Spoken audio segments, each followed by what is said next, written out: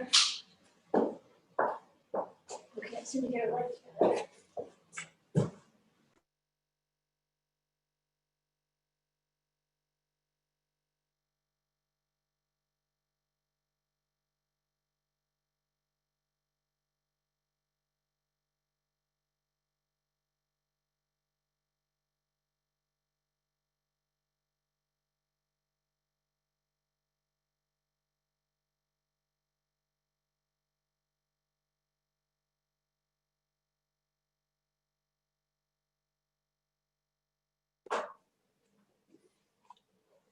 Good morning.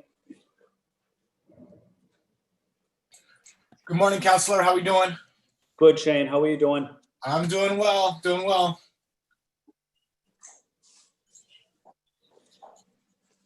So Shane, I don't know if I can, my screen is just black. There's no, You're not seeing like the, oh, okay, now I see you. Is that, oh, no, actually it's on now, Shane. Thank you. we've got Candace behind the scenes there helping out. And I believe we're live as well on YouTube. Oh, thank you, Shane. And good morning, Candace, also. Thank you, Candace. Good morning, Counselor. That was probably just the slide letting viewers know what hearing this is. So I'm going to put one back up until we're ready to get started. Okay, excellent. Thank you. You're welcome.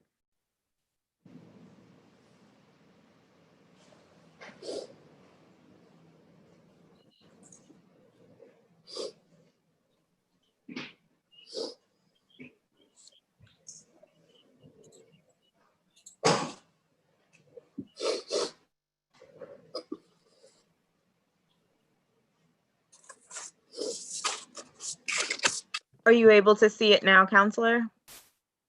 Yeah, I have the screen where it's basically the city council chamber screen. Okay, I'm going to change the committee. Okay.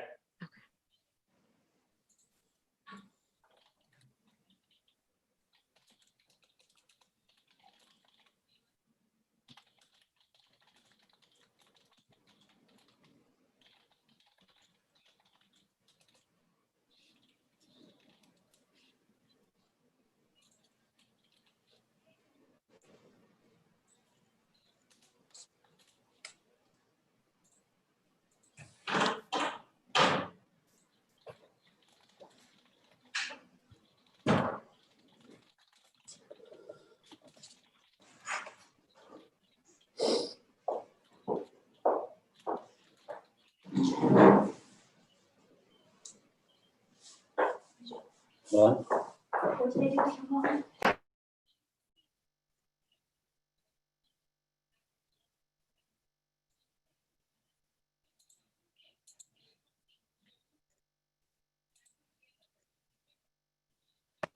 Okay. Oh, you don't need it? No, I do need it. Okay. I'm just saying where it, I'm just making sure I know it. Okay.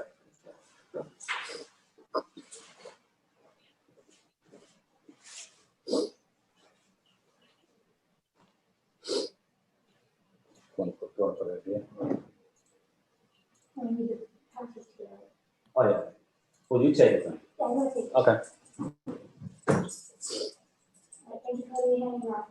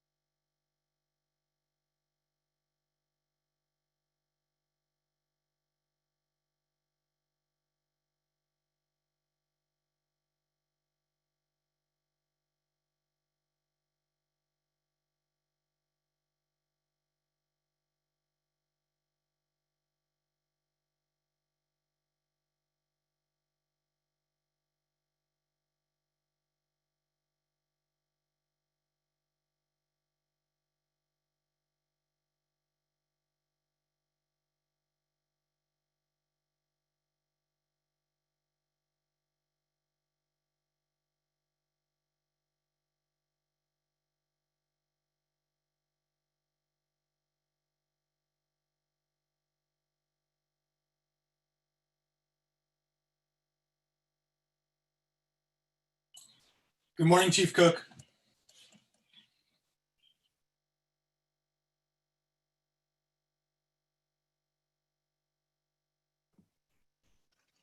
Hi, everyone. Just checking my volume. Is that okay?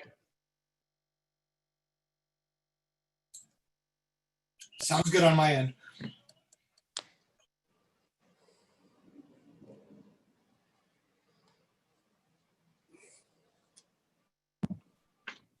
Councilor Flynn, thank you very much for attending the Moakley meeting the other night. Appreciate that. No, thank you. Thank you, Chief. It was good to be with you, and it was an informative meeting, so appreciate the outreach to the community on it.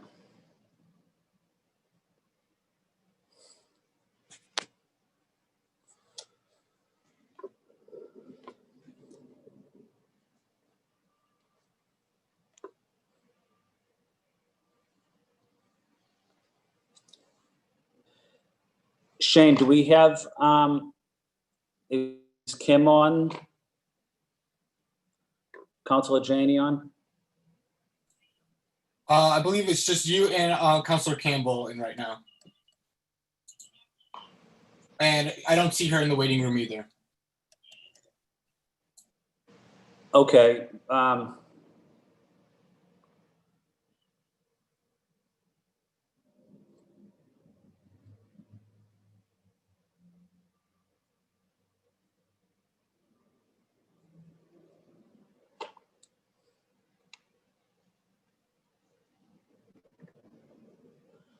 Shane, do you mind checking to see if Councilor Janey was going to be here for this? Yeah, absolutely. I'll reach out to her team right now.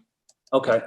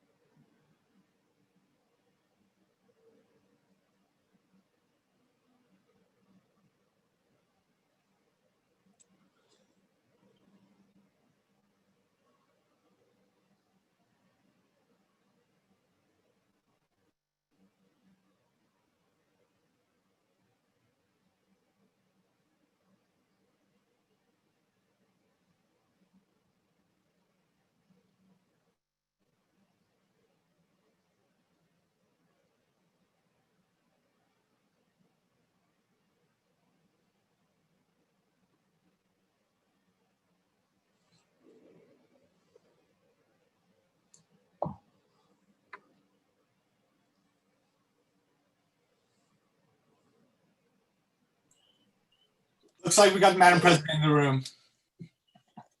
Oh, excellent. Excellent. Shane, thank you. Good morning, Ed. Good morning, Kim. How are you? I'm feeling better, thank you. Good, good. No, I'm glad, Kim.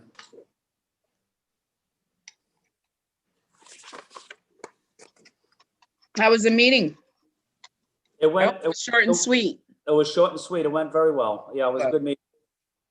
Good. We accomplished a lot, so very productive.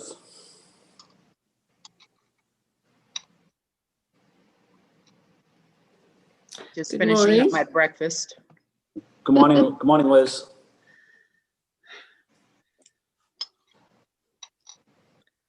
Shane, do you want to give me the sign when you're ready to go on your end? I believe we're all set. Is that correct, Candace? Yes, Shane, we are all set. It's all you, Counselor.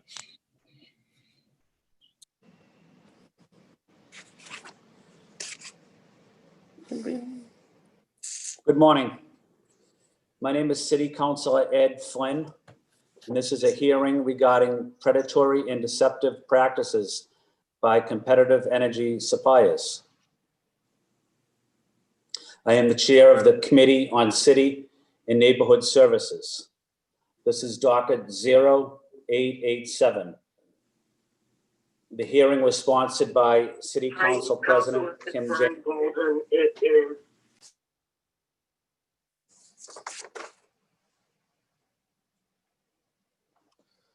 I am joined by my colleague, City Councilor Kim Janey, City Councilor Liz Braden, City Councilor Andrea Campbell,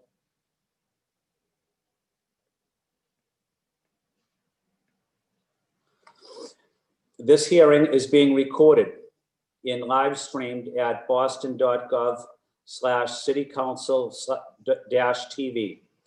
It will be rebroadcast on Comcast Channel 8, RCN Channel 82, Verizon Channel 1964. The Zoom link to provide public testimony for this hearing can be found by emailing Shane, SHANE, .pac, PAC, @boston.gov. Please make sure that your Zoom handle is your full name. When you are called, please state your name and affiliation, residence, and limit your comments to 2 minutes to ensure that all comments and concerns can be heard.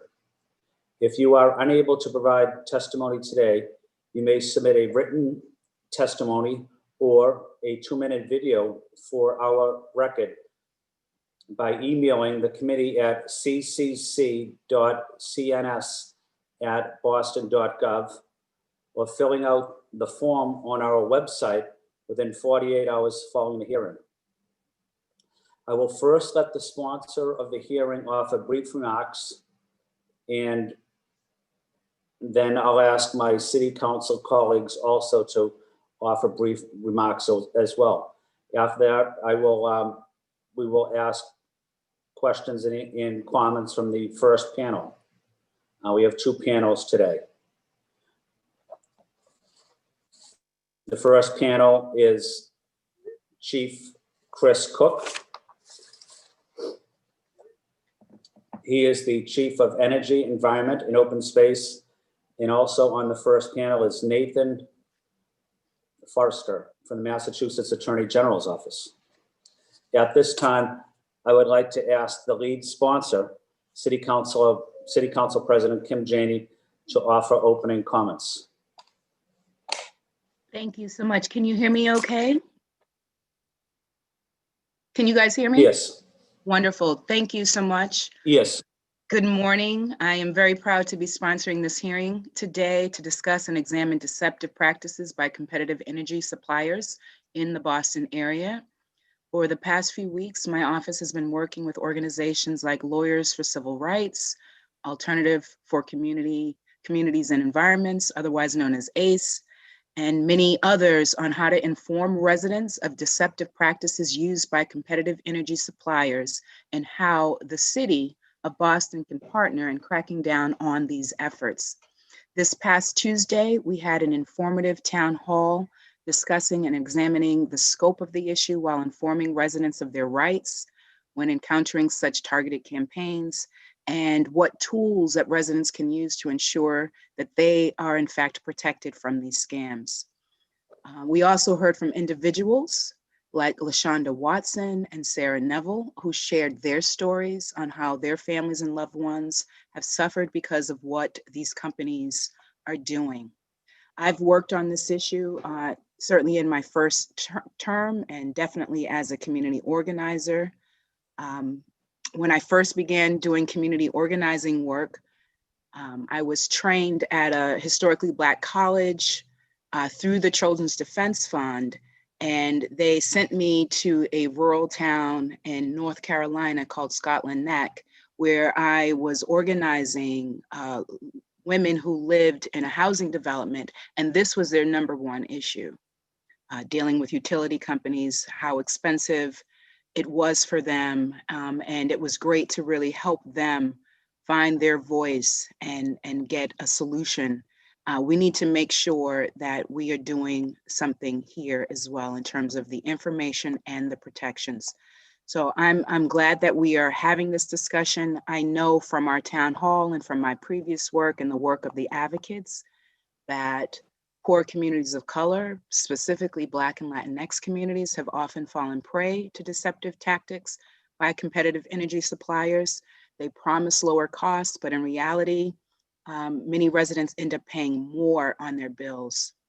than if they had stayed with their former supplier.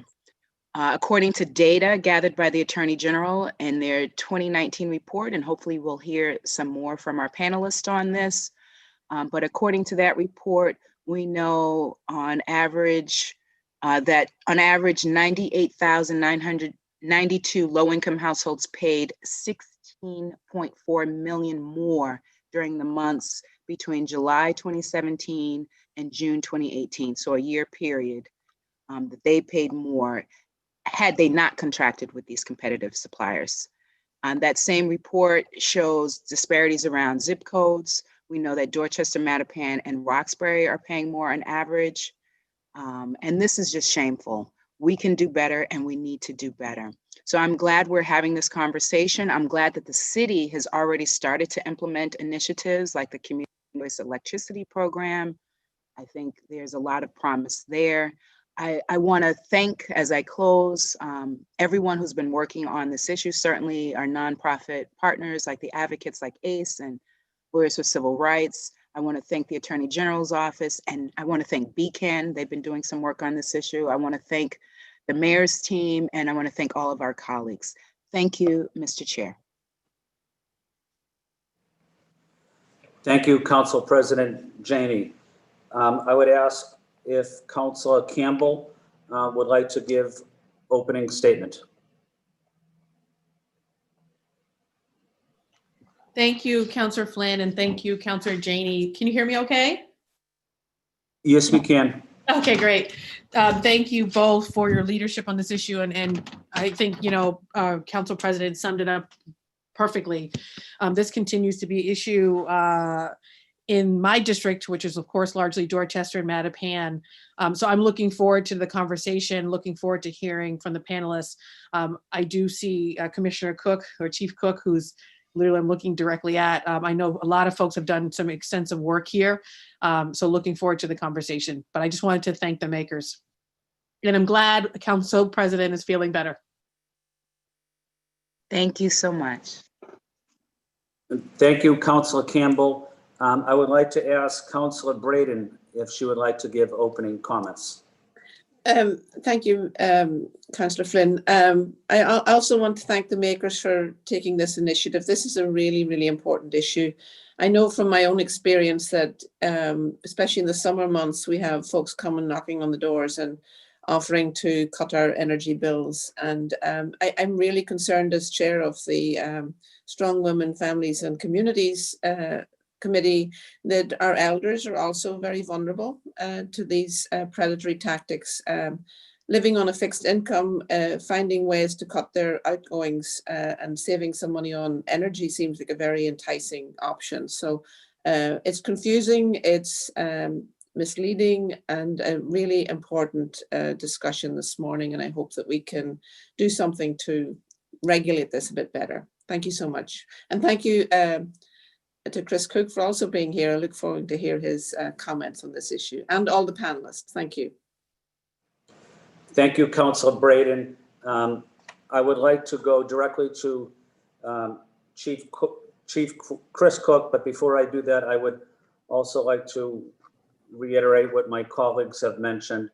A lot of unfair practices that are exploiting so many vulnerable populations, including our seniors, persons with disabilities, residents that may not speak English or have trouble speaking English or another language, and communities of color as well. So want to say thank you to Council President Janey and my colleagues on the council, and Chris Cook and the Mayor Walsh's team as well. Having said that, I'm going to ask Chief Cook to give opening comments, and then I'm going to ask Nathan Forrester from the Massachusetts Attorney General's office to follow Chief Cook in providing an opening statement. Counselor, thank you very, very much. Is my volume okay for all of you? Yes. All right, thank you. And I really greatly appreciate the City Council holding this hearing. There is nothing worse than the energy burden that is foisted on our most socially vulnerable populations. And these predatory practices within our city and throughout our state just have to stop. So I really applaud the Attorney General's office for their leadership on this, the City Council's efforts, and I'm very happy here to testify as to what Mayor Walsh's administration has been doing with community choice electricity. That program, which is only possible, again, in partnership with this City Council, hopefully will not eliminate, unfortunately, but hopefully it will reduce some of the energy burden that is being put onto our most socially vulnerable residents. I mean, the fact of the matter is, if you've signed an electricity contract, you're likely paying too much if you're not receiving that electricity from Eversource, and it's very confusing. Some people, just because your bill comes from Eversource, that doesn't necessarily mean that's the person who's providing your energy. So some people get into these long-term contracts, the rates change over time, and they're very surprised to find out what they're paying over the term of that contract. And that's just plain wrong. It's predatory and it's wrong, and hopefully CCE will help stop it. Competitive electricity suppliers and their marketers, as the counselor said, sometimes use aggressive door-to-door sales and telemarketing tactics to sign customers into promotional rate contracts, which then dramatically increase over time. According to the Massachusetts Attorney General, I'm sure we're going to hear more from this from Nathan, the average household overpays by $226 annually for electricity after signing a contract with one of these companies. It is a public utility, and the public deserves better than that. So who supplies your electricity? Receiving that bill from Eversource does not necessarily mean that Eversource is your supplier. If you locate the most recent Eversource electricity bill you have, and you use the reference guide on the backside of the letter, you can find your supplier's name and the contact information. You can also learn how to switch your electric supplier or find out more information. In our cityofboston.gov website, which I will drop into the chat later, will be able to guide you on that process. Now, as Councilor Janey mentioned, as Madam President mentioned, soon the City of Boston's new Community Choice Electricity Program will offer you another electricity supply option. And we know that there's power in community. By using municipal aggregation and by harnessing our collective buying power, the program seeks to deliver affordable, renewable electricity to all Boston homes and businesses. We are hopefully going to have as much as 250,000 customers on that service, thereby eliminating the ability of these predators to actually thrive on some of our socially vulnerable residents with these door-to-door techniques. We cannot guarantee savings through that program, but by using our collective power, we're going to make sure that we make it as affordable as possible. One other note on that, I do want to note that one of the other goals of CCE is to ensure that we are doing our best part to survive this climate crisis that we're currently in. We know that our most socially vulnerable residents are also the most likely to feel the ill effects of the climate crisis.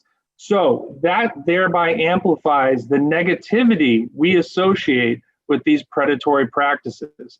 To take advantage of the very people who are going to be most affected by the climate crisis by raising their electricity bills is wrong.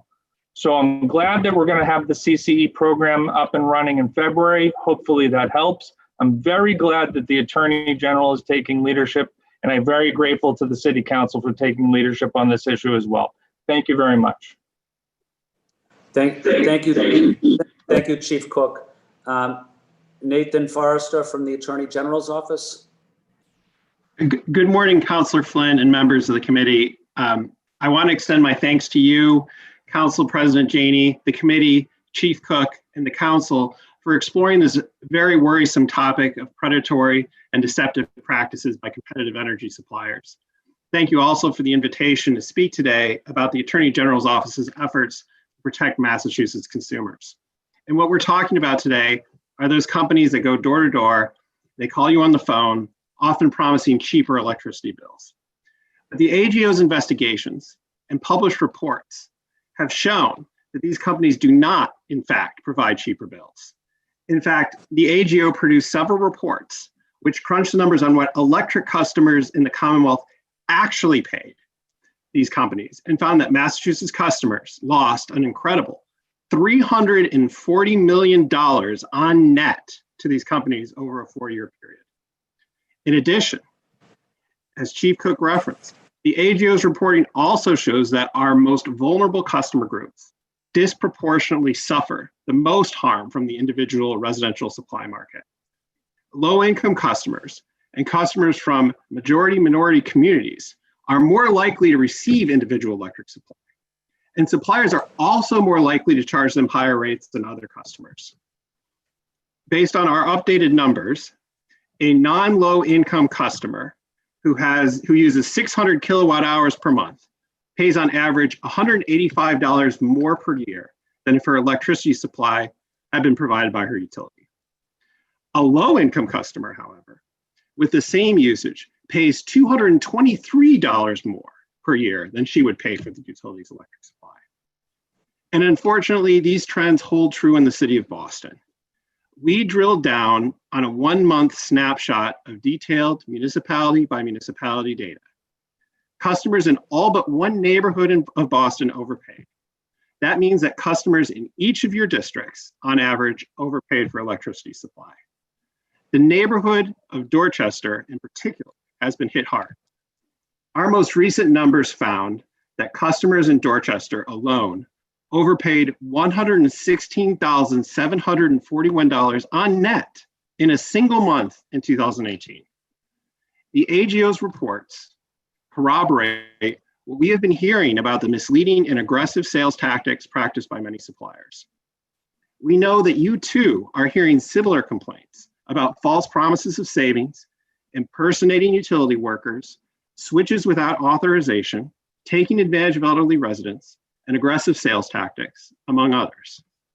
In response to these complaints and the findings of our reports, the AGO has acted decisively to protect consumers from unfair and deceptive acts and practices committed by individual residential electric suppliers. Our Community Engagement Division offers competitive supply trainings around the Commonwealth, including 7 held in Boston to date. These trainings help consumers, municipal leaders, and community groups learn about how to protect themselves. Our office has also investigated and sued suppliers and their marketers when they violate our consumer protection laws. The AGO previously reached agreements with Just Energy, Meridian Energy, and Starian Energy, who agreed to pay a total of nearly $20 million back to Massachusetts customers in the Commonwealth. Just as importantly, each of these 3 companies agreed to strict injunctive relief to protect low-income customers and those on variable rates. With the release of the AGO's initial report in 2017, more state agencies, municipalities, and stakeholders have joined our efforts to address this urgent issue and to educate consumers. For example, the DPU recently opened an investigation into 2 individual residential electric suppliers, and also, at our request, opened an investigation into the impact of the market on low-income customer assistance programs and subsidies. The AGO has also worked closely with Dave Musselman and his team on the City of Boston's aggregation program. We know that your municipal aggregation program is designed to combat the threat that suppliers pose to consumers and includes thoughtful ideas on how to protect them. Like you, the AGO is anxious for electricity consumers in Boston to review the final environmentally conscious and safe aggregation option this winter. The AGO looks forward to working with the city as it implements its aggregation plan. And I also want to note the terrific advocacy of many organizations, such as Greater Boston Legal Services, NCLC, the Green Consumers Alliance, LEAN, LCR, ACE, and many others, who have joined their voices to ours in seeking to advocate for consumers who have been adversely affected by this market. I look forward to hearing from some of them today. And finally, because of the massive consumer losses and continued questionable sales tactics of the industry, the AGO filed legislation to end the electric supply market for individual residential customers.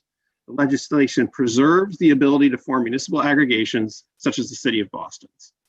The AGO will continue to work with the City of Boston, as well as Massachusetts state agencies, municipalities, and other stakeholders, to educate and protect customers from misleading and unfair tactics from electric suppliers. Thank you again for giving me the opportunity to talk about this important topic for the AGO and consumers. I'm happy to answer any questions that the committee might have. Thank you, Nathan. We are also joined by City Councilor Matt O'Malley. I just had one question before I asked the Council President Janey to follow up with questions. For Chief Cook and for Nathan, maybe the question could be answered by both of you. What efforts are both of you, your teams, doing to provide outreach to residents, to vulnerable residents that could be impacted by these types of deceptive practices? And maybe for Nathan too, is there a certain checklist where if a company that wants to come into the city or to the state, they must work with the city, they must work with the state and go over certain rules and guidelines to provide services to residents, and going and to stress to them the importance of integrity and not exploiting people? So maybe I can start with Chris Cook. Thank you very much, Councillor. Part of the goals set up by the working committee of the municipal aggregation program for community choice electricity was really around this issue of communication of where does your energy actually come from.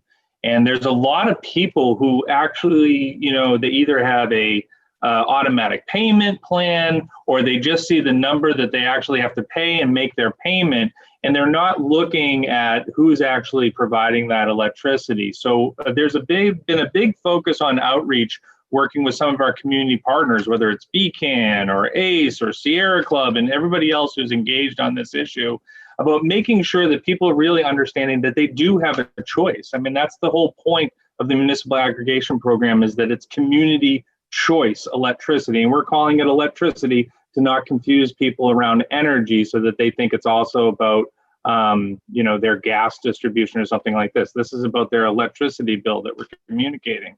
So over the past month and a half, we've held 7 different climate justice webinars in 6 different languages to make sure that we are also targeting those same populations that are being targeted by these predatory practices, and exposing them first to the fact that they have a choice, and second, that we will also be standing up this program, Community Choice Electricity. We've had varying degrees of success with that, so we look forward to partnering further, not only with the AG's office, but again with the City Council themselves, as our program actually moves towards implementation, which will be in February. We want to make sure that we have as many people as possible signed up. So really having those language-specific targeted webinars, trying to make it as accessible as possible. And soon we were able to secure the ratepayers address list. So we will also have the opportunity to direct mail all of the ratepayers to make sure that they're getting the information directly into their hands that this choice is coming. I'll turn it over to Nathan at that point. Thank you, Councillor Flynn, for the question. It's a very good one. As I referred to in my remarks, our community engagement division is tireless. I wonder if they ever sleep. They have done dozens upon dozens of consumer trainings all throughout the state of Massachusetts, and 7 in the city of Boston alone. And they're terrific. They're knowledgeable. They reach out to the communities that have been most affected by this problem, and they're great. We also have a team of people in our consumer advocacy and response division. If anybody who is having an issue with a competitive supplier, we very much encourage them to call and register a complaint, or to just give us notice of unfair practices that are going on in their community. We monitor those and we look at them very closely. We really feel like consumers are our eyes and ears on the ground, in terms of what is happening with these competitive suppliers. And so, you know, our card division, sometimes they can actually get results for individual consumers who complain by going back with these companies. And we also have voluminous materials on our website. We have a Q&A that tells consumers what they should do if they're solicited. It summarizes the findings of our report in a way that is digestible to people other than energy wonks who do this 24 hours a day. So we've really taken sort of every avenue we could think of to get the word out to consumers. And the Attorney General herself has been out in the media and at hearings raising the alarm about these consumers. You know, one of the things that she says to consumers is to treat your utility bill number, your utility account number, like your credit card number. Because if they have just the consumer's name and the utility account number, they can switch you to their account. And Chief Cook made a really great observation in his remarks about how even if switched, you still get that bill from Eversource. So unless you know enough to drill down to that supply portion on the bill, you might be paying more to a competitive supplier and don't even know it. So that's one of the reasons why we feel very importantly that we need to get the message out to consumers. You need to check your bill. You need to be careful about these sales interactions, or else you could be paying a lot more. Thank you, Nathan. I'm going to ask the lead sponsor to start the start questioning now, which would be Councilor Janey, followed by Councilor Campbell, Councilor Braden, and Councilor O'Malley. So Council President Janey. Thank you so much, Mr. Chair. And I think Councilor Mejia has joined us as well. Okay. I have lots of questions for this panel, and unfortunately, I got booted out right at the tail end of Chief Cook's testimony and the beginning of Mr. Forrester. So forgive me if my questions were already covered. When I got booted out, Chief Cook, we were talking about the Community Choice Electricity Program. I'm really excited about that. I'm not sure if you gave a timeline, if you could give a timeline. If you could also talk about eligibility, is this for everyone who lives in the Sure. city, or there income restrictions? If you could talk about the rollout and how we're getting the information out, what languages, and then I'm also interested, Chief Cook, this is an opportunity if we're going to be doing business with companies. I don't know that there are a lot of companies in this space that are MBEs, but I would ask, you know, who we're thinking of when we're thinking about pulling together these energy suppliers. Thank you, Counselor. Trust me, when you got booted out, you didn't miss anything. It was just me ranting about predatory practices, but and that'll be the theme throughout. Community Choice Electricity, the timeline will be, the program is actually alive and running in February. Now, we have an amazing amount of community outreach to do through November and December. The program is going to launch in February 21. However, due to Eversource's change in its basic service solicitation process, the city has yet to had to decide on its final product selection. So after it does that in November, we will mail out that product and the product options directly to the ratepayers themselves. So they will receive that. There will then be a period where ratepayers can opt out of the program, which we hope they don't, because we think it's going to be a good, affordable program for them.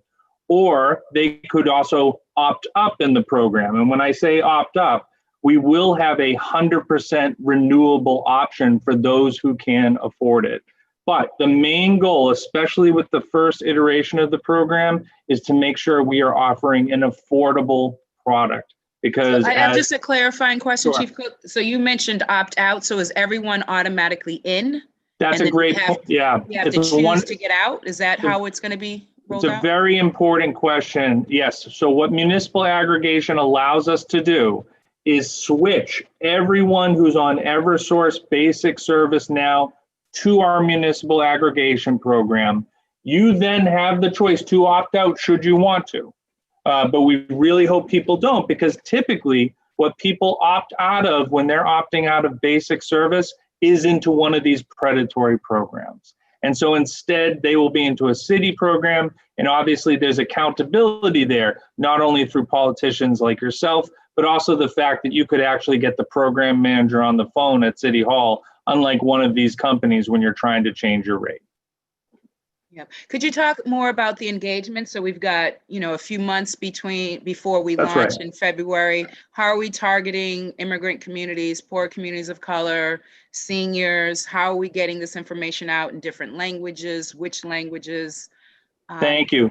Yeah, so we're obviously working hand in hand with our Office of Language Access and obviously our Office of Immigrant Advancement.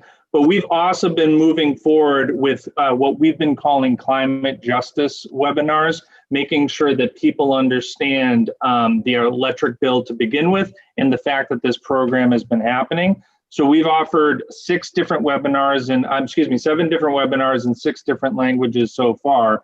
We will continue those translated services moving forward, but I do believe the most powerful information that we will have will be those direct mailers that actually go to the ratepayers themselves and fully explain the electric bill and the option that's being provided to them. I think that's going to be very powerful. Chief Cook, I think so too. I think it's very important to make sure that that mailer, it's clear that it's coming from the city, because the tactics, yes, we get the door-to-door canvassing, but we also get the letters, and it gets very confusing. What can we trust? What can't we trust? Because we just keep residents are getting bombarded with solicitation. And so if we're sending something out, just to make sure that the city logos and everyone understands that this is good information coming from the city. I want to make sure just to get some questions in for Mr. Forrester. I really appreciate all of the work that the AG has been doing. And I wonder if there's an update to the report. You mentioned a report, I think in 2017, and then was there something in 2019? If you could just give us a sense of where we are in terms of the data that's being collected. And then if you have breakdown, I'm particularly interested in the city of Boston. I know you guys cover the entire Commonwealth, but if you have a breakdown by neighborhood within Boston or any breakdowns by race, you could talk about different languages. You mentioned a bunch of trainings that the AG's office was doing. If you could talk about how we're targeting specific communities, that would be helpful. Sure. Thank you very much for the question. So we've released our initial report that included 2 years of data. We released an update to the report that included an additional year of data. We actually have unreleased, although I've mentioned the data in my marks, an additional year of data after that. And we hope to, in the very near future, release that additional year of data. We are still working on the update. Do you know when you'll be able to release that additional year? Do you have a sense? Is it the end of this year? I think we are targeting for either the end of this year or early next year. And does this data, Mr. Forrester, include like a list of the bad players? If so, how often is that list updated? Is that list shared? How can residents protect themselves from the so-called bad actors in this? Yeah, so what we do is we publish a list of sort of the data from some of the worst suppliers in terms of has created the most losses to customers, the most losses to low-income customers, those sorts of things. We don't actually provide the names of those suppliers, in part due to the confidentiality agreements that we have to sign to get the data in the first instance. But that is there, and it's sort of, we have a list of sort of the top 10, and some of the same, we identify them by number, and some of the same suppliers appear year after year on the list. Yeah. So just to wrap up, I know I have colleagues on here who want to ask questions as well. I am interested in this data for Boston by race and by neighborhood, if you have it. That would be particularly helpful. Do you have that here? Is that something we could get afterwards? Yeah, so I have some here. So in our reports, we have an appendix. And And this is true of both our initial report, our updated report, and most likely the future report that we will be issuing. And I do have the updated numbers for individual Boston neighborhoods. Excellent. So I can, for example, I could tell you that, I mentioned in my remarks that Dorchester has been the hardest hit of Boston's neighborhoods that, based on a snapshot in September of 2018. What we do is we take a snapshot of a single month because it's not feasible to get that sort of detailed information for every month of the year. So each report, we take a snapshot. And for our most recent set of data, that snapshot is September 2018. Dorchester, customers in Dorchester in that 1 month lost on net $116,741. Low income customers in Dorchester lost $26,316. That's just low income customers. It's shameful. It's shameful, and what it does is it clearly points out that they are targeting specific poor communities of color. It is shameful. Last question. Are there opportunities for residents, for customers, consumers to get their money back? Is there some suit that people can join, or is it just, you made this choice, so therefore, like how can we help restore and make people whole? Yes. So, the Attorney General's office has been very active in trying to get as much money back for customers. We've gotten through our settlements almost agreements to pay up to a total of almost $20 million.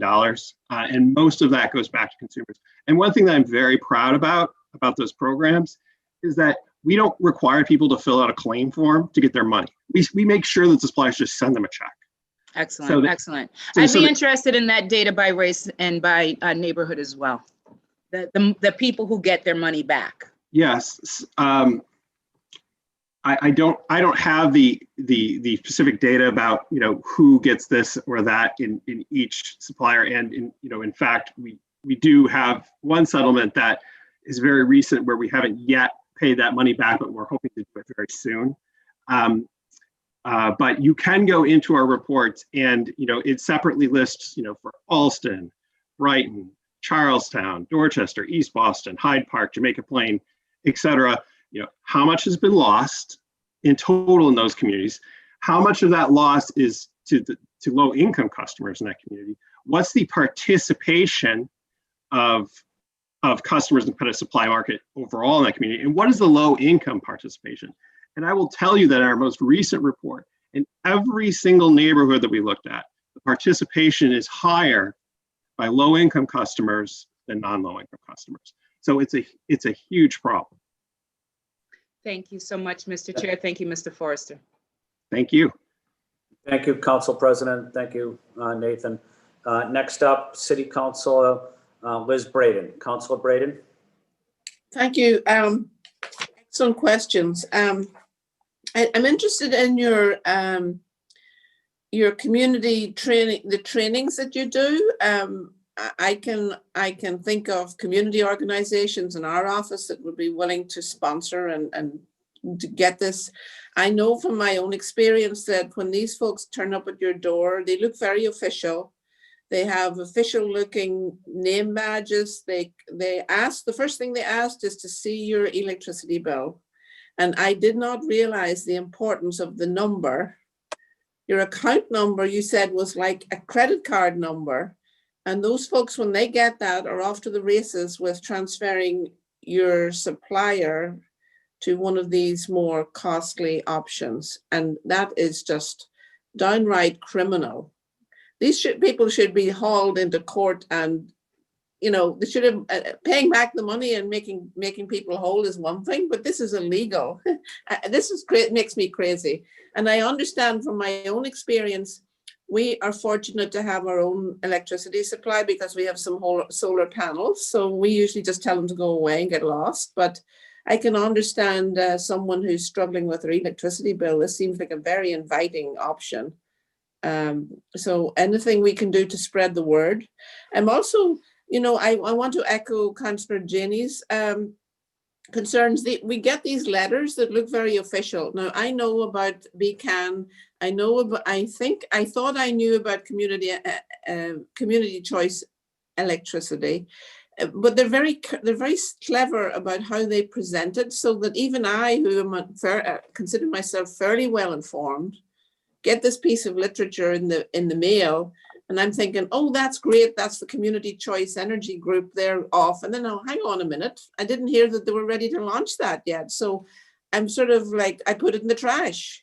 But other people, like, I'm very motivated to do renewable energy, but these people are very, very deceptive in their practices. And I really, really applaud your efforts, but anything we can do to raise people's awareness would, and also to Chief Cook as well, if you're putting out information, work with us in the neighborhoods to try and get this information out, because I know I'm confused, and if I'm confused, I know that the other people are totally confused by it. Thank you. Thank you. That was more Thank of a you, Councilor Braden. That was more of a statement than a question. But please, also, where are these reports available, Nathan? Are they available on the AG's website, or can you send them to us? These reports are available on the AG's website. We have a specific competitive supplier selection. If you type Maura Healey competitive supply into Google, it should come up as the first result.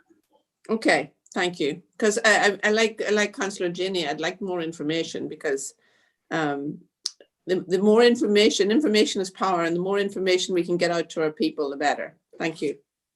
Thank you.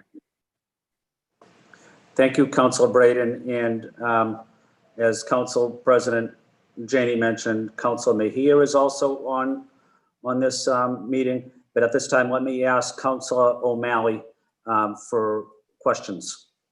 Thank you very much, Mr. Chair, and good morning, colleagues and ladies and gentlemen. It's great to see you all. Obviously, I stand with the makers. It's a very, very important issue. I feel as though it's even been exacerbated amid pandemic, just being home more, seeing more people going door to door, and certainly a captive audience at home. And I saw, my own neighbor, who's an older woman, lives alone, and had to sort of come out and address an issue where she was going to give over some very pertinent personal information to someone who did not have her best interest at heart. So great issue. It's something we've been talking about for a while. It has gotten worse, but I'm very, very hopeful, and I believe very, very strongly that it will soon get better because of Boston adopting community choice energy, community choice electricity. I was very proud to have worked with Councillor Wu and all of our colleagues. I know Councillor Janie Campbell and Flynn were on the body when we this may have predated you joining the body when we voted on it. It was, but I know you've all been supportive of it. It's been a very long process. It is a very long process. Thanks again to the Attorney General's office. I remember sitting down with her team back in probably 2015 or 16 initially. So to see the light at the end of the tunnel is something I am extraordinarily excited about. So just to reiterate, Chief Cook, I think you've probably said this several times, but because we're so close, it's worth being repeated. Just for the timeline, next month, all ratepayers will receive the options from the, I'm sorry, go ahead. No, I apologize, Councilor. I just don't want there to be any confusing. Next month, we'll set that. We will set that rate. And the reason why is Eversource is not setting its default rate till November 17th. So we will set our rate after they do, to just make sure, again, we don't want to further energy burden anyone. So we have to make sure that our product is actually competitive with them. We will certainly socialize that over appropriate channels, but the big communication mailing will most likely be end of November, December. Perfect. Okay, and that's fine. And just so folks know, as we all know, there are 2 times a year where these rates can be set, usually, and it's usually in the fall and then the spring, correct? Or I guess That's February and. That's so, Councilor, we were pushed because of DPU's review of our municipal aggregation program. We were pushed into this cycle in order to launch our program. We will also, moving forward, be able to take advantage of those more competitive spring bidding times. So you're right. Fabulous. Okay. So end of next month or early December. We will say around the holidays, hopefully closer to Thanksgiving than. It's a wonderful Christmas present to deliver more renewable energy and affordable energy to people's homes. Indeed, indeed. So that's going to set what the options are, basically, for It will, and it'll also give people the option to opt out should they choose, or opt up should they choose. But hopefully, we want everyone to stay in. I think to Councilor Janey and Councilor DeBreeden's point, the idea that is coming officially from the city of Boston, just like a tax bill or just like some other communication around the coronavirus, hopefully that lets people know that there's certainty in this product. Absolutely. And then, so you will opt out if you wish, or opt up, as I and my wife plan on doing. You can opt all the way up to 100% renewables. That we will offer that product. And there are other metrics like the 75% or. At this point, I think what we're going to be able to option is we're going to have the default product itself. And then we will have the opt-up product. When we have more competitive bidding cycles, I think we'll be able to vary that. In addition, looking forward into the future, to Councilor Janey's point, hopefully we'll be able to incentivize more localized renewable energy opportunities for community members. Roger that. And just for folks at home, and I apologize if you already went through this, what is the current percentage of renewable on our electric bill? It's a good question. It's set to the renewable portfolio standard. I don't have it right in front of me, Councilor, but we aim to be right above the RPS. Yeah. I think it's high teens or so, and we can grow that significantly more at no additional cost or sometimes even savings to the ratepayer. I mean, I think that's right. That is often lost on this debate. And then secondly, so this information will be available in the next month plus, and then it will actually go into effect in February. That's right. So if you do nothing, you will automatically be switched over to the municipal aggregation program. And we think once that happens, that will end a lot of these deceptive practices that are happening in our neighborhoods. Frankly, I believe, and this is something that the Attorney General has been really leaning forward on, Maura Healey, is that the reason we've seen this uptick is not only people taking advantage of the pandemic and the fact that people are home, not only are they taking advantage of the fact that people are energy burdened and worried about their electricity bills as they're sitting at home, maybe they have a spouse or another member of their household out of work, but also they know that our municipal aggregation program is coming through the partnership with the city council. And so they're trying to take advantage of people and lock them into these contracts before our program arrives. All of those are absolutely right, Chief. And I would just add a fourth reason is that often these companies use the sheen of environmentalism to sell their product when in fact it's often not as energy efficient, sometimes worse, but sort of capitalizing on the fact that people understand that we need to do more for the environment. So I think that's particularly odious. So I appreciate that.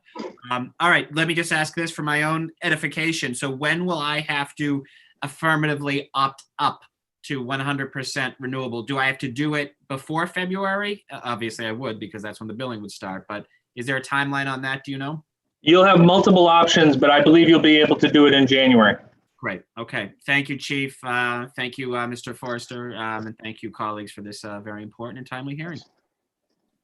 Thank you, Councilor O'Malley. At this time, I'd like to ask Councilor Mejia if she has any questions. Councilor Mejia.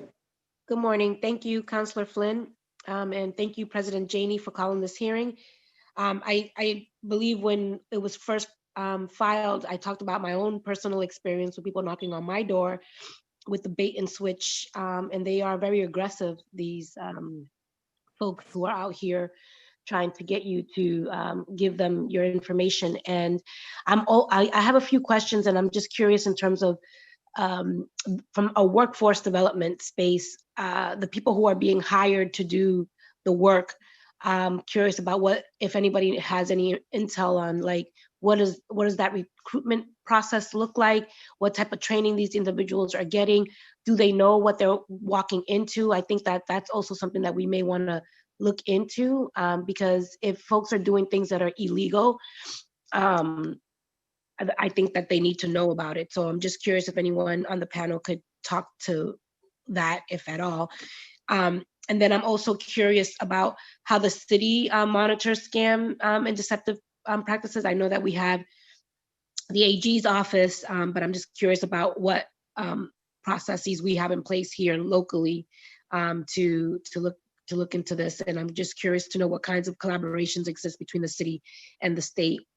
And for Chief Cook, how many people have attended the informational webinars so far? What plans are in place to expand the reach of these informational sessions? What kind of community partnerships are happening with local nonprofits and advocates? I think that oftentimes these folks are out in the streets doing organizing in different ways and for different issues, that I think that some partnership with some of these folks to just incorporate some of this language in their outreach efforts might be helpful, something to consider. And I just want to second Councilor Janey, President Council Janey's point about activating energy suppliers that are minority business owned. And it would be great to get a list of those if it exists. And thank you so much for your work on this space. Thank you, Councilor Mejia. Those were a lot of good issues, and I'll do my best to address them. We're obviously very concerned about the folks who are hired to go door to door with these companies.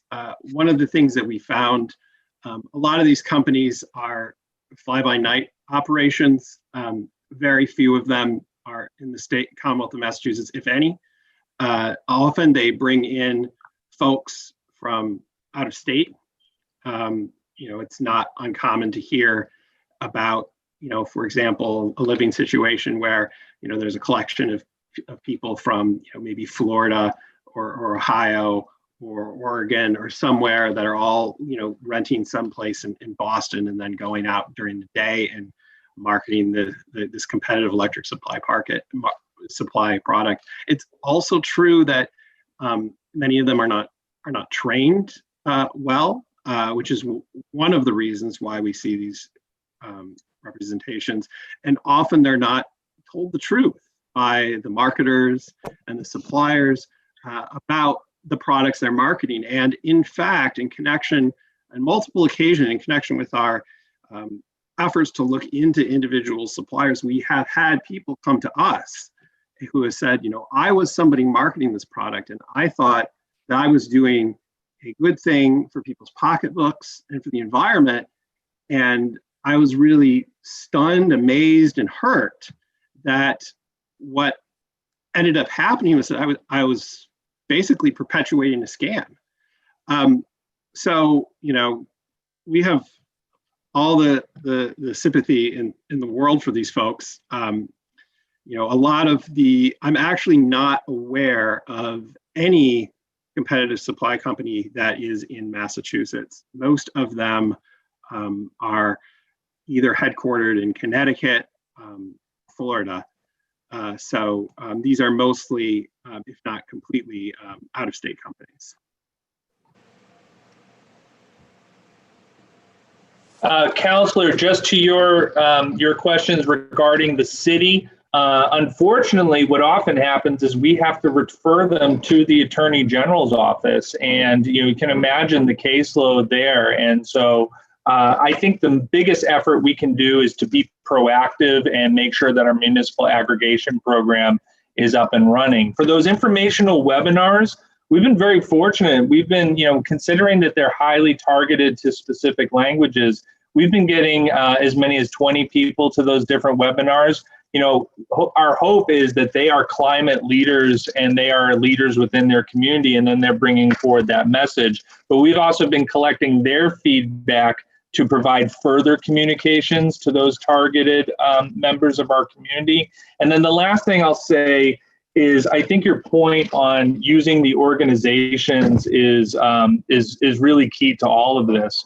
As good as our brand is, the City of Boston, the brand of BCAN, the brand of MCAN, Mothers Out Front, Conservation Law Foundation, ACE, I'm going to get in trouble because now I'm just listing all of our amazing organizations, Sierra Club, and I'm going to forget one. But the value of their brand, when we have our final product and they say to the community, this is a good product for you, they have such trust built within those communities. I think that will be very valuable.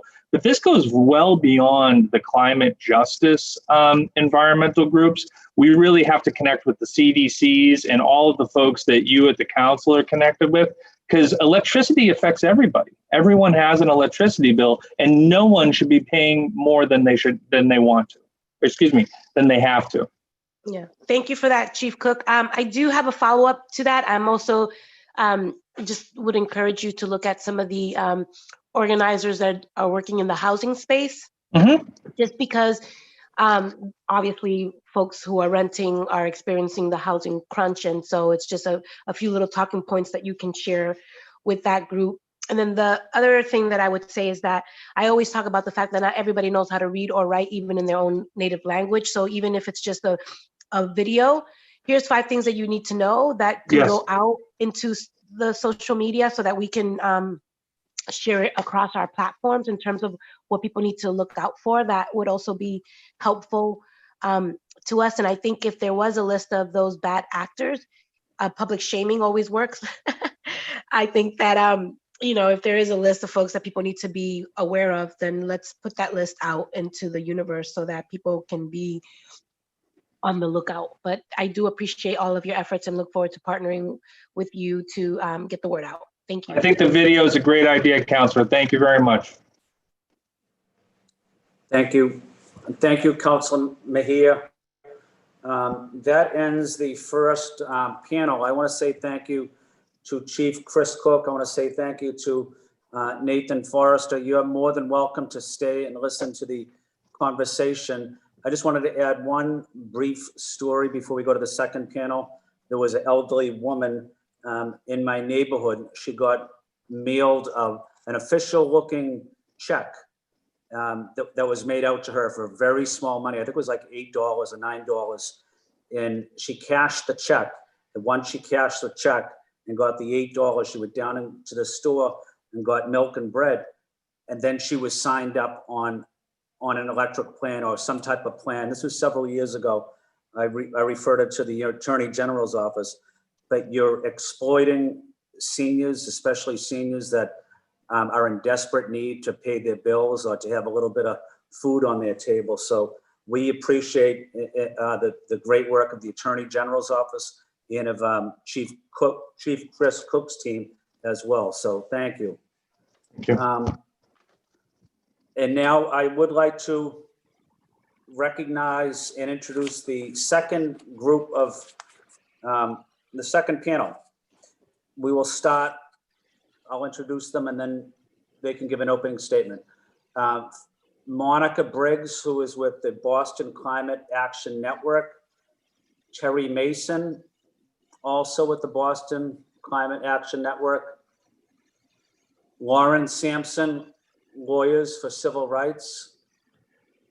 Sophia Owen, Alternatives for Community and Environment. And I might not pronounce this name correctly, so I apologize if you could help me, is Dwayne Tyndale, Alternatives for Community and Environment. At this time, I would like to ask Monica Briggs if you would like to give opening comment. And I also know that you have an 11:30 hard stop, so I wanted to get to Monica's testimony first. Thank you very much. Do I have 2 minutes? Yes, yes. Okay, well then I'll make a short story out of my 3 separate experiences with these scammers. I'm an environmentalist, very eager to use renewable energy. So I was a real sucker for them. It started 9 years ago, and I was home alone recovering from an injury, and they looked very polished. Every interaction with them, they have had logos and hats and shirts, and very enthusiastic, very high pressure, very excited. The first time I signed up was a very complicated, kind of suspicious, multi-layered document. And I later discovered that my rates started increasing precipitously, and I couldn't find a customer service, so I called the only number available, and and ended up talking to for changing. I'm sorry, we seem to have lost Monica. Monica. Yeah, Monica, I think you're going in and out. Threatening about my. Okay, it must be my internet. Can you hear me now? Yes, we can. Okay, but it was very difficult to terminate the agreement. They were very threatening. There were fines looming, and I called the Better Business Bureau to get some support and was finally able to extricate myself from the agreement, but it was a harrowing experience. Nonetheless, I stepped into another potential agreement because they came to my door again, and they wanted to see my my electricity bills, and I didn't really understand why. They wanted to actually come in my house and look at my electricity bills. And fortunately, this was a team of young people, again, very enthusiastic. My suspicions kind of overrided, and I told them I would contact them the next day, and they called me and asked me for the same information. And I just decided, you know, these people are far too high pressure for me. And then it happened again a couple of years later, and I told them to get off my porch and not to bother me, and that I was tired of their overtures. These were 3 different companies, and I actually alerted my neighbors and called the Better Business Bureau again. But you know, they were very intense, and you know, I consider myself somebody who's fairly informed, but they got me every time. So I can't even imagine what it must be like, you know, for people who may not be as informed. And they approach me from the environmental angle. They have so many different angles where they can get people. So it's a very, very dangerous phenomenon. Thank you, Monica. Yep. Terry Mason. Yes, thank you, Counselor. I'm Terry Mason, and I live in Jamaica Plain, and I'm also with the Boston Climate Action Network.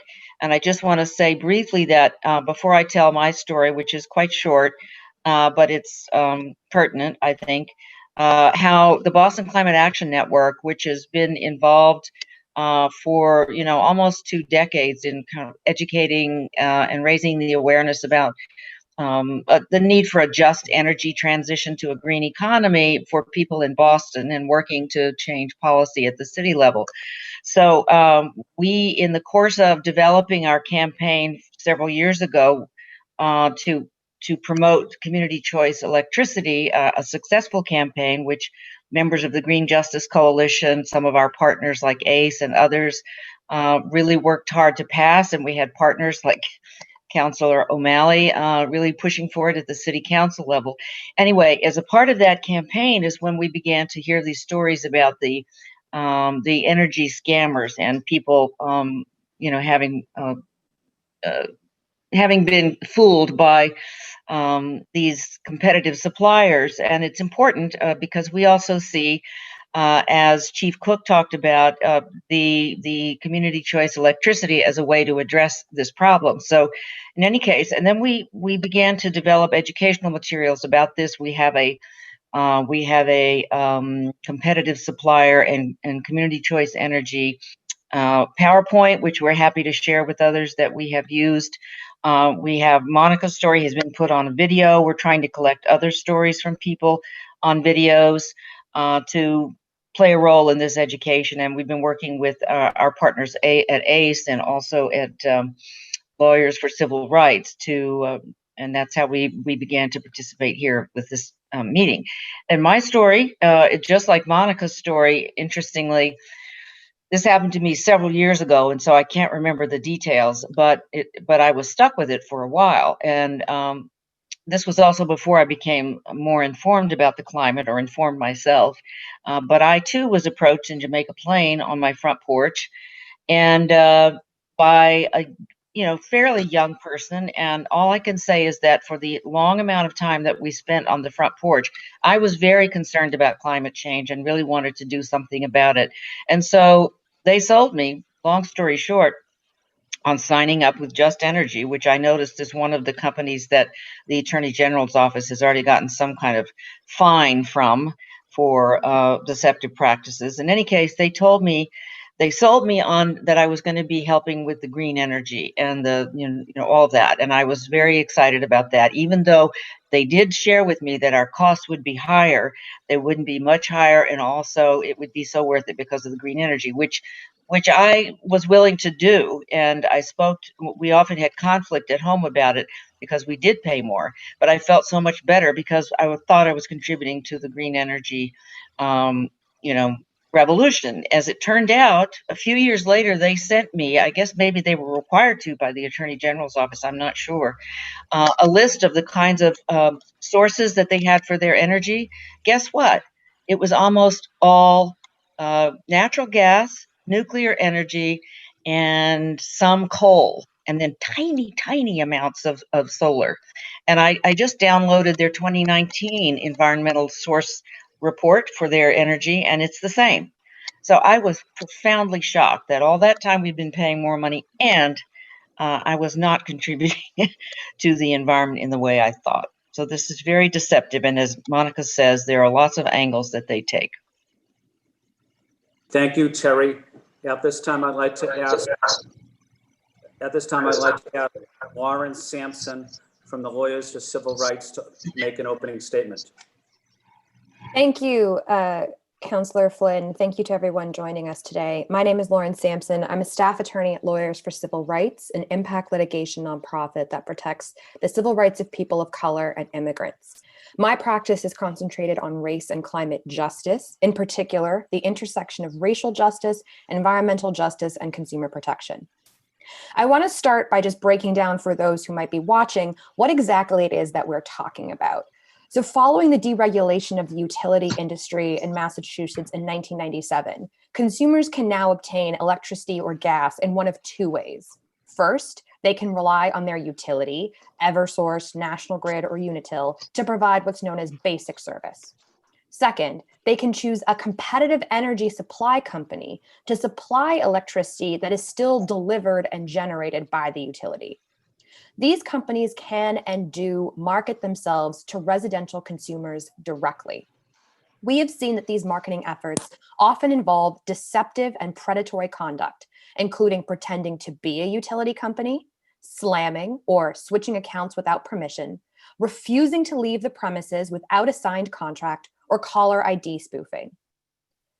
Council President Janey asked for data, and I'm happy to provide that. According to data gathered by the Attorney General, in June 2017, 30% of all accounts in majority minority zip codes, compared to 19% in white majority zip codes, use competitive energy suppliers. The problem is very acute in Boston. 42% of all Dorchester accounts and 53% of all low-income Dorchester accounts are with residential competitive energy suppliers. 39% of all Mattapan accounts and 48% of all low-income Mattapan accounts are with suppliers. 36% of all Roxbury accounts and 49% of all low-income Roxbury accounts use suppliers. And lastly, 29% of all East Boston accounts and 43% of all low-income East Boston accounts are with these suppliers. The economic pressures created and exacerbated by the pandemic have most severely impacted low-income communities, immigrant communities, and communities of color across Boston, which were already struggling to make rent and utility payments. I want to highlight just a few of the stories that have been brought to our attention. A Spanish-speaking woman in Chelsea who was given misinformation by Liberty Power and convinced to sign a contract that has her paying almost $50 more a month than she was previously. A woman in Dorchester who experiences a constant barrage of energy companies from morning to evening, ringing her doorbell and asking for bill information, and who has continued to experience caller ID spoofing and telemarketing calls during the pandemic. A man in Dorchester whose aunt in her 80s receives calls from electricity companies pretending to be someone else. And when he tried to get out of his own contract with an energy supplier, was told the cancellation fee would be between $300 and $500. A woman in Roxbury who was recruited by her Section 8 inspector, who told her he was working for the electricity company as a side job. Her bill went up immediately, and she was told she couldn't switch without incurring a large penalty. A granddaughter in Boston, whose grandparents were signed up with a supplier and were overcharged considerably, even though they are low income. And a single mother in Lynn, who provided account information to Inspire Energy when the salesperson claimed they were representing her utility company, and then found her account had been switched without her permission. As recently as February 2020, the Department of Public Utilities issued a notice regarding misleading and deceptive telemarketing campaigns to residents on behalf of suppliers, which claimed consumers were eligible to receive discounts on their monthly bills, even though the name of the supplier was never mentioned, and the agents claimed consumers could avoid paying charges that are actually mandated by statute. Just this Monday, LCR and ACE sent letters to both DPU and the Attorney General's office regarding an egregious and deceptive solicitation by Residence Energy, which sent a salesperson to Chelsea, Massachusetts, to pressure residents into switching their supplier in a heavily immigrant neighborhood with many elderly and non-English speaking residents. The salesperson conveyed a strong impression that providing account information was mandatory, not optional, and was pushy and aggressive throughout the encounter, even sending an email to the resident from a third-party service while at the door and pressuring him to sign up because the offer would only be valid for 24 hours. We called upon the AGO, which has investigated Residence Energy in the past for targeting low-income consumers, to launch a specific investigation into its sales practices during the pandemic. And we simultaneously urged DPU to explore all options to reinstate its moratorium on door-to-door marketing activity in high-risk COVID communities. Although the problem is vast, it is not without solutions. We urge the City Council to explore one or more of the following options.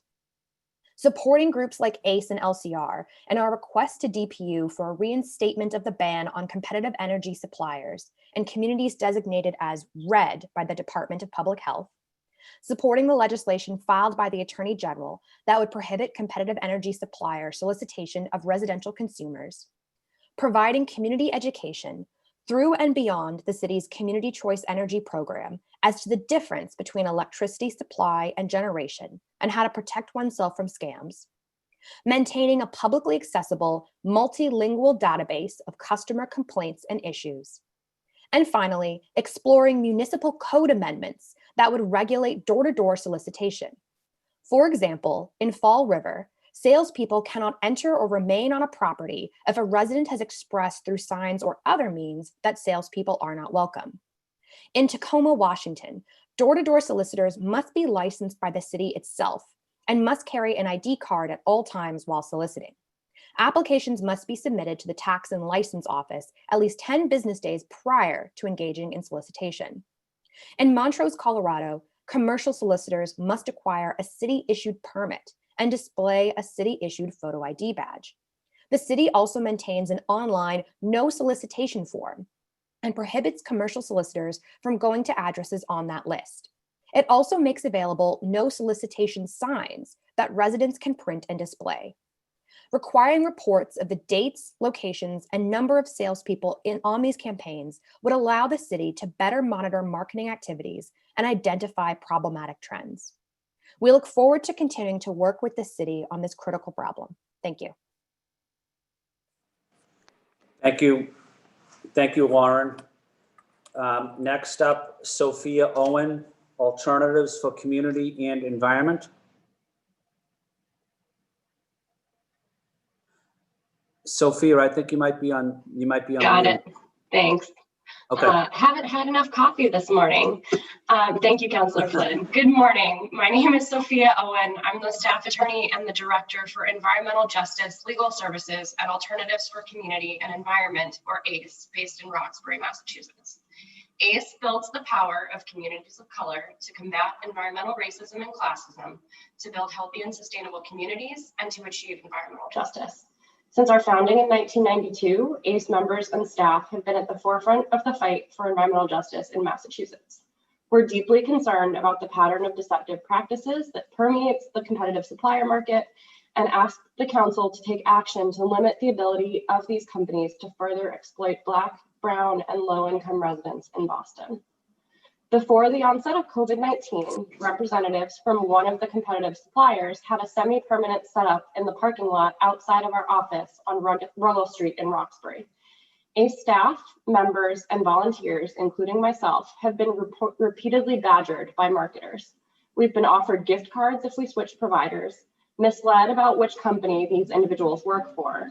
When pressed, they eventually admitted that they do not work for Eversource or National Grid, and promised that our utility bills will decrease if we sign up. Notably, we were not pitched on the green energy or environmental benefits of these programs. Thankfully, our staff and our members are equipped with the information that they need to evaluate and decline such offers. What is far more concerning is the fact that these marketers have set up shop in the center of one of the poorest neighborhoods in the state. Many of the people who come to the office for the Department of Transitional Assistance, which is located in the ground floor of our building, and patronize businesses in Nubian Square do not have this knowledge at their fingertips and are prime targets for predatory practices. As the reports from the Attorney General Maura Healey's office and National Consumer Law Center make clear, and as Lauren highlighted, the experience of ACE staff and members with competitive suppliers is far from unique. ACE and LCR are grateful that the Department of Public Utilities suspended door-to-door marketing campaigns in March when the state of emergency was declared by Governor Baker. We're concerned, however, that such campaigns were allowed to resume in July. Last week, we were made aware that door-to-door marketing campaigns are ongoing in Roxbury and Chelsea, two communities that are reeling from the public health and economic crises brought on by COVID-19. And one of our staff members was actually approached by a competitive supplier just a week or two ago. As you're well aware, Boston Public Schools has suspended in-person learning because of the city's rising tide of coronavirus cases. And the Public Health Commission is urging people to find safer virtual alternatives to celebrate Halloween and asking adults not to participate in parties or gatherings. Trick-or-treating has been strongly discouraged in Chelsea and canceled in Springfield, Worcester, and Lawrence, all of which have large communities of color and low-income communities, and are also experiencing high rates of COVID-19. If children are barred from attending school in person or engaging in beloved cultural celebrations, competitive suppliers should not be permitted to prey on vulnerable residents while risking the public health of some of our most hard-hit communities. As we enter the 9th month of the pandemic, low-income residents and communities of color are in dire financial straits. They grapple not only with disproportionately high rates of COVID infection and death, but also record high unemployment, food insecurity, and housing instability. Door-to-door sales pitches that falsely promise lower utility bills and bully residents into switching electricity providers without fully understanding the service that is being offered or the terms being agreed to are deceptive and dangerous under any circumstances. That this behavior has persisted during a global pandemic when families are struggling to pay rent and utility bills while remaining safe and healthy is reprehensible. I urge you to use your power to address this issue and echo the requests made by Lauren Sampson in her testimony. In the short term and at a minimum, ACE asks you to join our request that the Department of Public Utilities reinstate their ban on door-to-door sales in communities designated red by DPH, provide community education in addition to the city's Community Choice Energy Program efforts to equip consumers with the information they need to protect themselves from these predatory contracts and scams, and explore the possibility of a municipal code amendment to regulate door-to-door solicitations. In the long term, we hope that the council will support the AG's legislation to ban these predatory companies from the residential electricity supply market. I'm grateful for your attention to this important issue. Thank you. Thank you, Sophia. And I'd like to ask Dwayne Tyndale from the Alternatives for Community and Environment. Yes, So thank you. I'll first like to thank Council President Janey for all the work that she did to bring this about, and her staff. And I really appreciate the work and the energy to get this to this platform. We need to send a clear sign that scammers are not allowed in the city of Boston. We have to, because they're going to come in many different forms. This time they came through the utility. They're going to come in other ways, and we have to draw a line and make an example of these scammers. Because as the next months happen and this pandemic expands into 2021, your offices will be one of the first places that our residents call to say they need help. And the margins of existence for many of our residents is at a very slim line right now.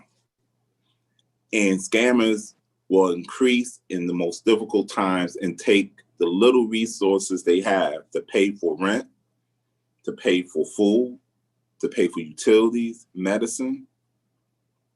And if we as a community, if we as the city of Boston don't make a clear stand, both regulatory, legally, and especially enforcement, then we're going to see the impacts on our communities in the very near future.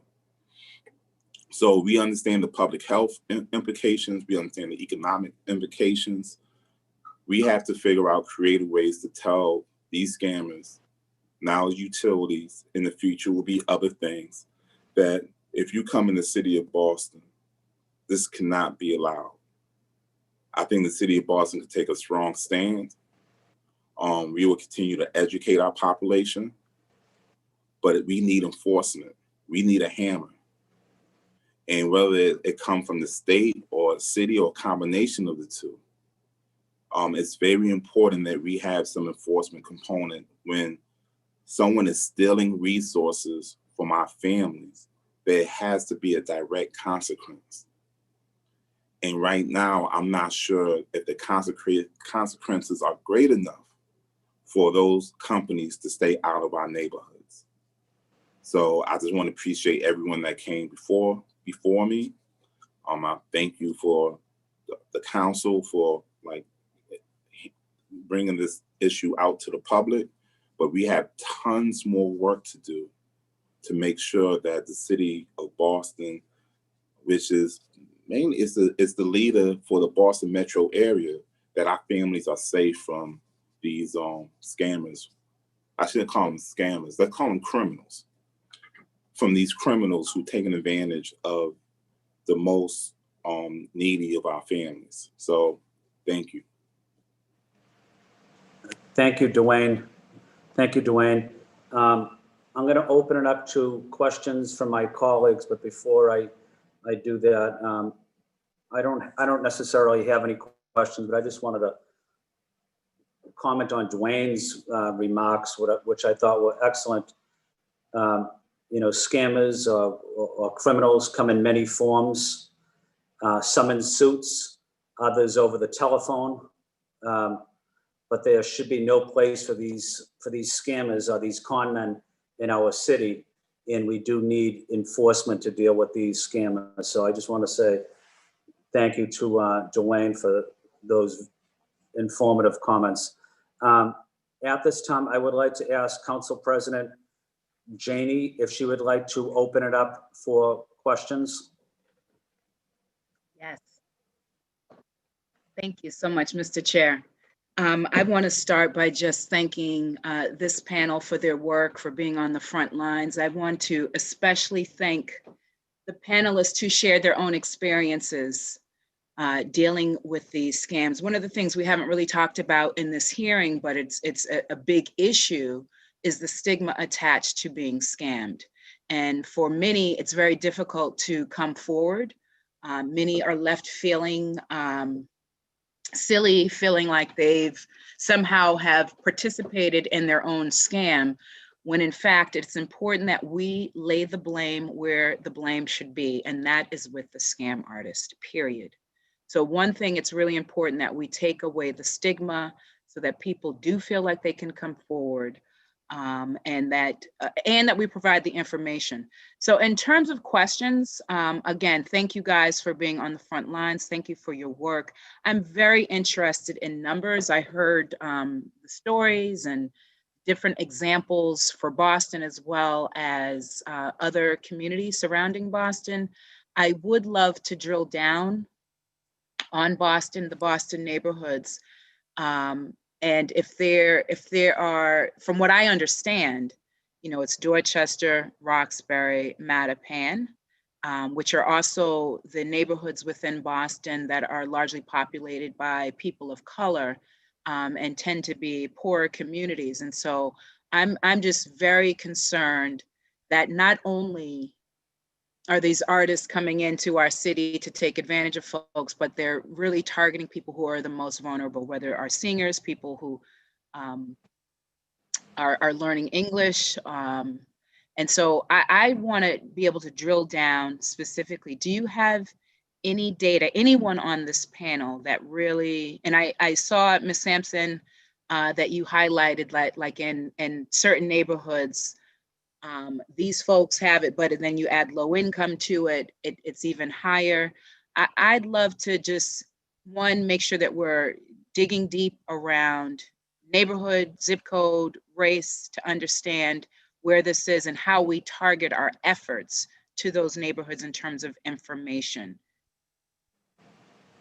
So, Council President Janey, I will say that I do not have with me any data based specifically on race, but I will add to that a community's percentage of minority households, Black and Latinx households, households with limited English proficiency, and low-income households correlates with higher rates of participation in the competitive energy supply market, and that there is a great degree of correlation between the low-income distribution and, because of obviously systemic racism and discrimination, correlation with race. So in the instances that I mentioned, we know that Roxbury is over 90% people of color. And so for 36% of all those accounts, 49%. Roxbury isn't 90% people of color, just to be very clear. But go ahead. Okay, so that in places that have a high percentage of people of color, that to have like those striking numbers, and I would add to those three communities, East Boston, like I mentioned, 29% of all accounts, 43% of all low income East Boston accounts. So from the data I have, like I said, we don't have, X percentage of Black households, but we do have these zip code based data, which, we can correlate with census data, and with, of course, other community level data, excuse me. In terms of the solutions, we spend a lot of time talking about problems, but I think in your testimony, everyone's testimony, some ideas, some solutions of what we could do. When you think of best practices, and I think you've mentioned some other municipalities, where are the cities that have really figured this out? What can we learn from them? Is there anyone that you could point to, or are there specific initiatives that perhaps other municipalities have taken on that you think we should adopt? I heard you mention amendments to our code around, so I just want to make sure that as we wrap up this hearing, we have some good nuggets in terms of solution-oriented follow-up next steps that we can try to advance here in the city. Sure. So I think I highlighted in my opening remarks, in particular, a couple cities that I think have really interesting initiatives. And I want to highlight in particular the city of Montrose, Colorado, which has a multi-pronged approach. So on the one hand, you have something that you see in other cities, which is if you're a commercial solicitor, you have to have a city-issued permit and display a city-issued photo ID badge. So that right there is just a way of giving the city information. Who's in our neighborhoods? How many campaigns are happening simultaneously? How many people are going door to door? So, one thing that we found, and I'm sure that my colleagues from ACE and BCAN will note, we frequently hear from people who don't know what supplier came to their house, because the suppliers are not making it easy to identify who they are. But if the city knew we gave badges to this company to work in this neighborhood, we could pin down who exactly is preying upon our residents. Then the city of Montrose also makes it easier for residents to sign themselves up to not be solicited to. You can do that online, you can do that by phone. You can go to the city and say, I don't want people to come to my address. And the city maintains that database and prohibits commercial solicitors from going to addresses on that list.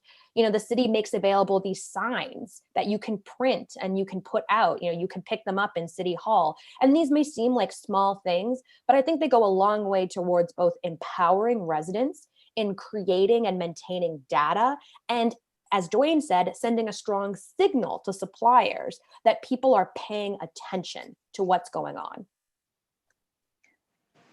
Anyone else want to chime in just on solutions? And then I'd love to yield my time to other colleagues. I just want to again emphasize my gratitude to you guys for being on the front lines and really tackling this issue. And again, to those who shared their own personal stories, having dealt with scam artists. I know it is not easy to kind of share your story, but we need to, again, take back that power, make sure people understand they don't have to stay in victimhood. And this is the purpose of this conversation, to make sure that we are arming people with the information that they need, that we're putting the protections in place, and that we're coming up with solutions. So unless anyone else wants to chime in, Mr. Chair, I do yield my time. Thank you so much. I would just very briefly say that in addition to what Lauren's already said, and in addition to the information that was presented by both the city and the Attorney General, I think one of the gaps that we're noticing is the fact that the city's response when this happens is, well, we have to refer you to the AG. So I would encourage the council to look into possibilities around further services that can be provided to folks on a city level who have been impacted by these practices. And then I would also just echo the request to, in terms of the data, I appreciate that collection is difficult and that there is more that is forthcoming from the AG, but if we can collect some of that data, as you said, neighborhood to neighborhood, and with the way that things have changed so much with displacement, I think it's important to have a more up-to-date picture. So anything that the council can do to help collect and solicit information from folks around this would also be very helpful. Thank you. Thank you, Sophia. And next up, we would have Councilor Braden, but I just wanted to follow up briefly on Council President Janey's comment. Before this hearing, I didn't think of the stigma associated with someone being exploited by that. So those comments are very helpful, Council President, to the general public. And so you provide great information to the residents that, they're the victim, but, it's not their fault. So I just want to say thank you to Councilor Janey for bringing up that great point. And at this time, I would like to ask Councilor Braden if she has any questions. Councilor Braden. Thank you. I really want to thank all the panelists. It was very, very useful to hear all your information, but also I think I want to particularly thank Monica Briggs for sharing her experience of being scammed. These operators are incredibly slick. They look very, very professional.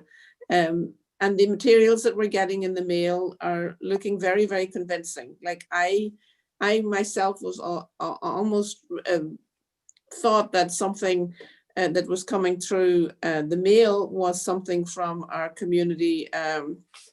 What is it?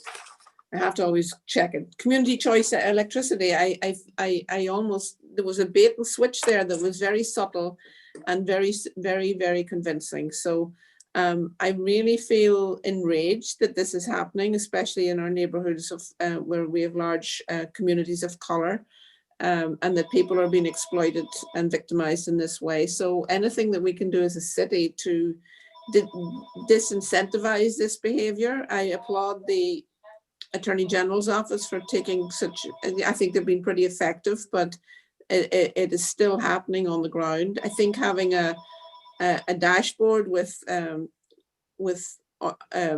businesses that are doing this predatory behavior would be helpful. And I really feel that we have to engage with all our community partners to raise up this issue so that that we see these guys coming and that we send them off packing in quick order. So thank you so much. I'm really interested in solutions. So any other suggestions? I'm going to look into the city in Colorado, Montrose, Colorado, and find out what they're doing. But I really think this is something that's crying out for action, and at the city level as well as at the Attorney General's office is one level, but I think we need to do something more locally as well. And, so then, thank you.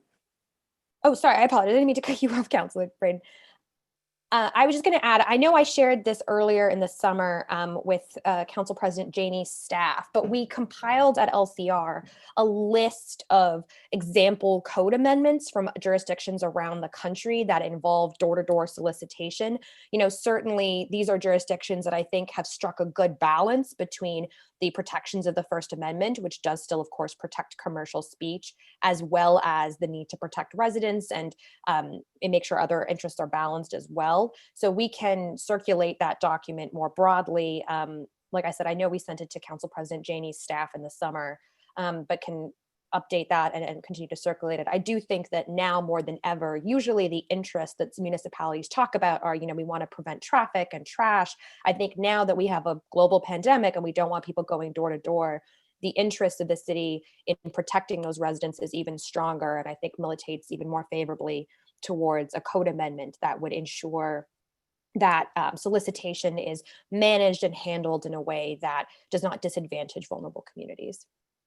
I think the trick is, you know, the First Amendment protections are always there, but if First Amendment protections for criminals who are scamming people, we have to find a solution to this problem. So any information that you can share with us would be greatly valued, Lauren, and thank you so much. I have to apologize. I have to jump off for another meeting right now, but thank you so much. This is really important. And critical that we get this fixed. I'm really passionate about this. It's been a near miss a few times with myself, so I really feel that we have to try and protect our most vulnerable citizens in Boston. So thank you so much. Thank you, Councillor Flynn. Thank you all. Thank you, Councillor Braden. At this time, I'd like to ask Councillor O'Malley for if he has any questions. Councillor O'Malley.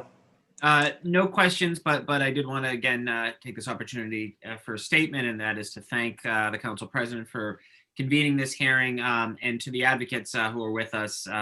Monica, Terry were integral parts of passing BCAN, as were incredible friends from ACE. And I do think and hold out a high degree of confidence that once CCE is fully operational in a couple of months, that will help not totally solve this problem, but will certainly help make it a lot better. But certainly the work will continue, and I think some of the ideas and suggestions that came from our prior speakers are ones that we should heed and we should really put into practice. This is a social justice issue. This is an environmental issue. This is a fairness issue, and an economic issue as well. And obviously, as has been said, you know, folks who are being targeted, this can often be put in these untenable contracts that are damn near impossible to get out of, and it's just it's criminal in my opinion. So this is a really important issue. It's great to again convene the advocates. I think that there's sort of a two-way we can maybe capitalize on the community choice, the continuance of the sort of rollout, the community process that we had when we originally wrote this or when we originally began pursuing this. We had anticipated a year-long community outreach, going to different civic associations and meetings. It was largely one of the ways that we were able to pass it. We had so many of the advocates go to different civic associations to try to build support, which was done successfully. Obviously, the pandemic has made that difficult. While we have been doing some good outreach via Zoom, these profiles or this platform, I should say, doesn't work for everybody. So we need to be really intentional about that going forward as we get closer to the February launch date. But I think there is an opportunity to talk about what community choice is and also, again, alert members of the public what the other options that often sound too good to be true are too good to be true. So again, thanks to everyone for this great work.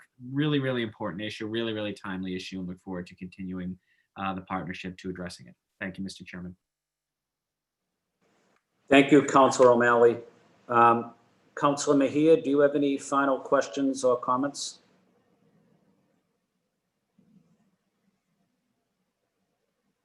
No, thank you, Councilor Flynn. I do appreciate the advocates, and looking forward to seeing how we can lean in and to support this issue. Thank you so much. Thank you, Councilor Mejia. At this time, I would like to give it back to Council President Janey and ask Councilor Janey if she'd like to offer closing comments before we adjourn the meeting. Thank you so much, Mr. Chair. I just would like to again thank the panelists, the first panel, the second panel here, certainly my colleagues, all of the advocates, all those who testified, particularly those who shared their stories.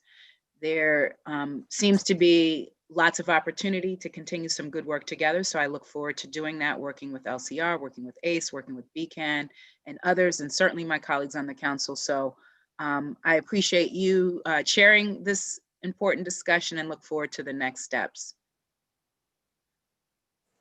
Thank you, Council President. Again, I want to say thank you to the advocates. I want to say thank you to the administration for being here, the Office of the Massachusetts Attorney General for her leadership as well.